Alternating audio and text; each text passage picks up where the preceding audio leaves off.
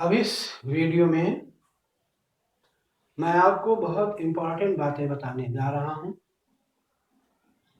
और ये सारी इम्पोर्टेंट बातें डेफिनेट इंटीग्रल से रिलेटेड हैं। यहाँ पर मैं आपको डेफिनेट इंटीग्रल्स की कुछ प्रॉपर्टीज बताऊंगा। ये प्रॉपर्टीज समझ लीजिए एक प्रकार से आपके लिए फॉर्मूले का काम करेगी। कब कौन सी प्रॉपर्टी कहां पर लगेगी, it depends upon the question पे डिपेंड करेगा कि कहां पे कौन सी प्रॉपर्टी लगी है। इंपॉर्टेंट बात यह है कि प्रॉपर्टी में क्या चीजें आपको ध्यान रखनी है। प्रॉपर्टी यूज करते समय आपको क्या बात ध्यान रखनी है, ये इंपॉर्टेंट बात है। तो ये मैं आपको, वैसे तो 6 प्रॉपर्टी सबसे ज्यादा इंपॉर्टेंट है, लेकिन मैं आपको एक दो प्रॉपर्टी और भी बता दूंगा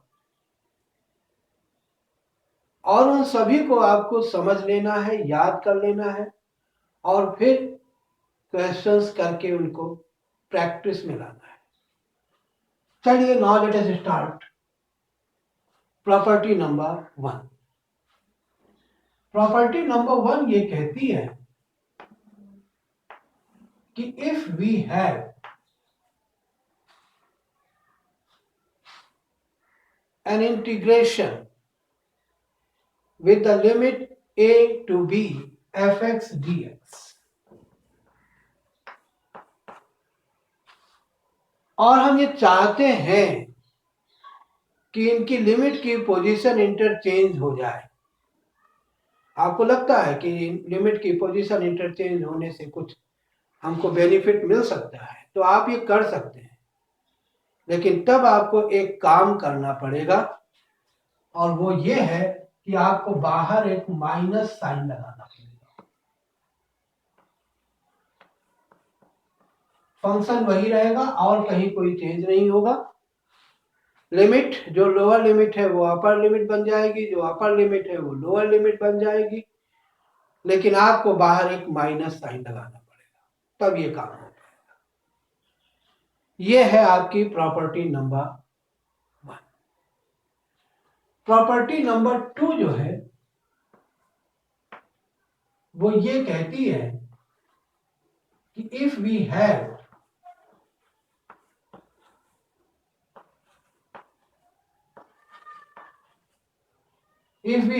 limit a to b fx dx and there is a number c in between a and b and the function is continuous from a to b, तब ऐसी कंडीशन में हम अगर जरूरत समझें तो अपने इंटीग्रेशन को 2 पार्ट में ब्रेक कर सकते हैं। Limit a to c fx dx plus limit c to b fx dx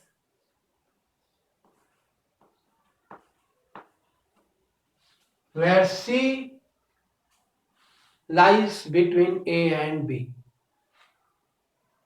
जैसे limit 1 to 7 x square dx है, तो अगर हमें लगता है कि कुछ काम बन जाएगा तो हम इसको 1 to 7 को बीच में किसी भी नंबर पे ब्रेक कर सकते हैं। 1 to 4, 4 to 7, फंक्शन वही रहेगा।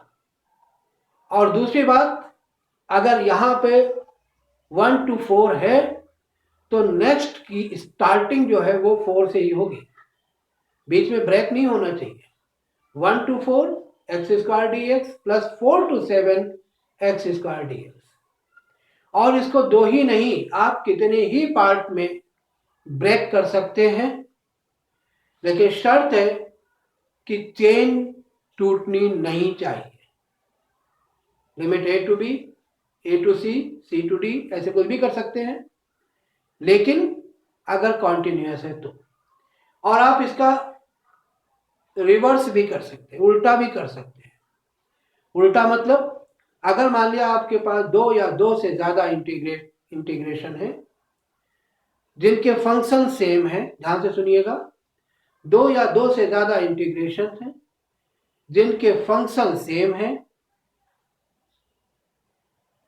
उनमें जो लिमिट्स लगी हुई हैं वो कॉन्टिन्यूस में लगी है, बीच में चेन ब्रेक नहीं हो रही है। जैसे limit 1 to 4, then 4 to 11, then 11 to 20। तो अगर इस तरीके की है तो आपको उनको अलग अलग इंटीग्रेशन करने की जरूरत नहीं है। आप केवल फर्स्ट वाले पार्ट का लोअर लिमिट ले लीजिए और लास्ट वाले पार्ट का अपर लिमिट ले लीजिए। माने 1 to 4, 4 to 11, 11 to 20। अब आपको 3 बार इंटीग्रल करने की जरूरत नहीं है, आप केवल एक इंटीग्रल लिखिए, लिमिट 1 to 20 और एक्स स्क्वायर dx, आपकी मेहनत बच जाएगी। तो ये है आपकी प्रॉपर्टी नंबर 2, जिसमें हम लोग एक इंटीग्रेशन को कई पार्ट में या कई पार्ट के इंटीग्रेशन को एक पार्ट में कन्वर्ट कर सकते हैं। लेकिन जैसा मैंने आपको शर्त बताई थी कि function must be same and the limit must be in a proper order, limit बीच में ब्रेक नहीं होनी चाहिए। प्रॉपर्टी नंबर 3,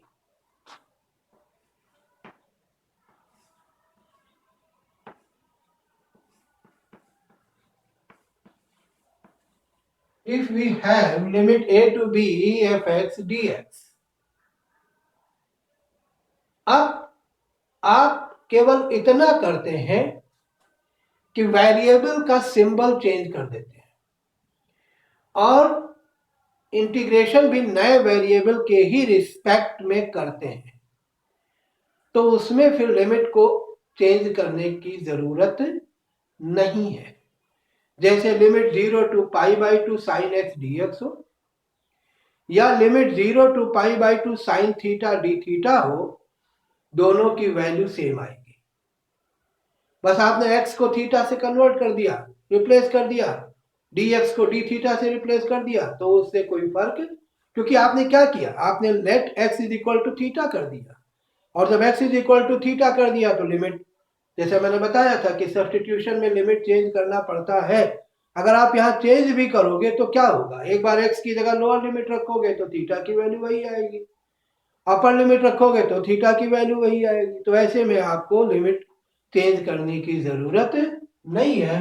तो यही प्रॉपर्टी है कि limit a to b fx dx, it will be equal to same limit but the variable let we suppose ft dt, fx dx की जगह आप ft sin x dx की जगह आप sin t dt कर दीजिए, लिमिट में कोई चेंज नहीं होगा।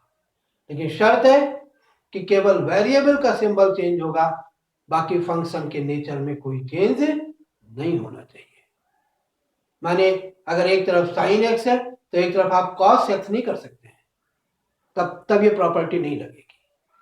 तो ये मैंने आपको 3 प्रॉपर्टी बताई है। नेक्स्ट वीडियो में, क्योंकि एक ही वीडियो में अगर मैं सारी प्रॉपर्टी बताने की कोशिश करूंगा तो वो वीडियो बहुत बड़ा हो जाएगा और फिर आपको अपने डिवाइस में उसको सेव करने में या ट्रांसफर करने में प्रॉब्लम होगी। इसलिए मैं अलग अलग वीडियोस में इसको बता रहा हूँ।